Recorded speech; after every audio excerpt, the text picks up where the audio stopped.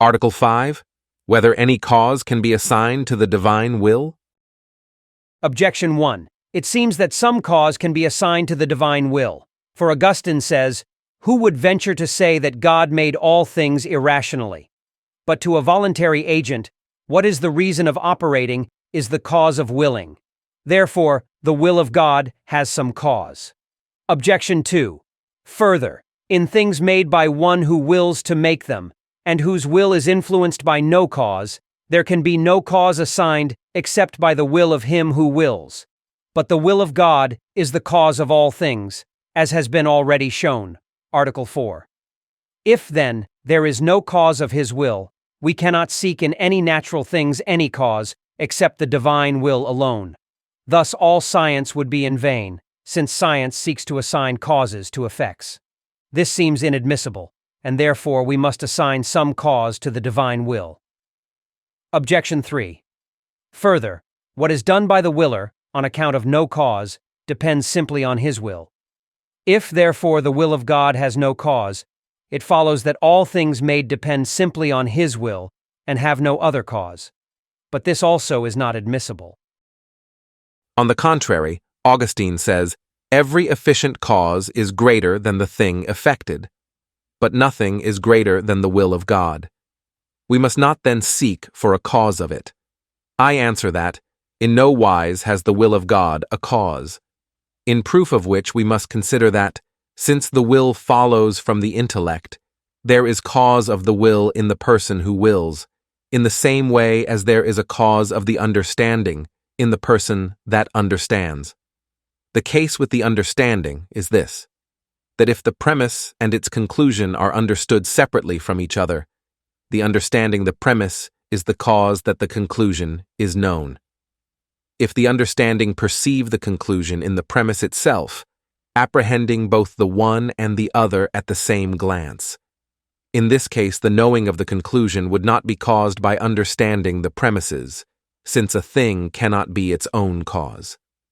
And yet, it would be true that the thinker would understand the premises to be the cause of the conclusion. It is the same with the will, with respect to which the end stands in the same relation to the means to the end, as do the premises to the conclusion with regard to the understanding. Hence, if anyone in one act wills an end, and in another act the means to that end, his willing the end will be the cause of his willing the means. This cannot be the case if in one act he wills both end and means, for a thing cannot be its own cause. Yet it will be true to say that he wills to order to the end the means to the end. Now as God by one act understands all things in his essence, so by one act he wills all things in his goodness. Hence, as in God to understand the cause is not the cause of his understanding the effect, for he understands the effect in the cause, so in him to will an end is not the cause of his willing the means, yet he wills the ordering of the means to the end. Therefore, he wills this to be as means to that, but does not will this on account of that.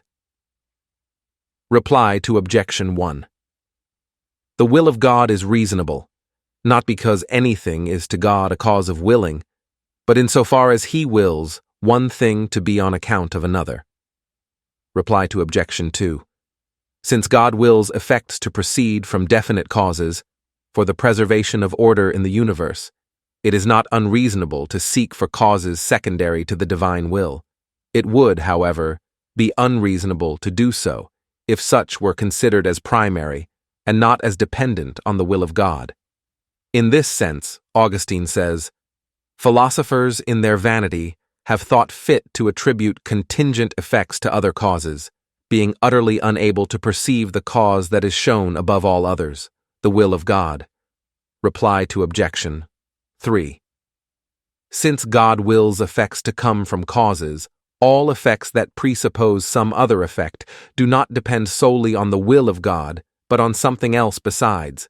But the first effect depends on the divine will alone. Thus, for example, we may say that God willed man to have hands to serve his intellect by their work, and intellect that he might be man, and willed him to be man that he might enjoy him, or for the completion of the universe. But this cannot be reduced to other created secondary ends. Hence such things depend on the simple will of God, but the others on the order of other causes.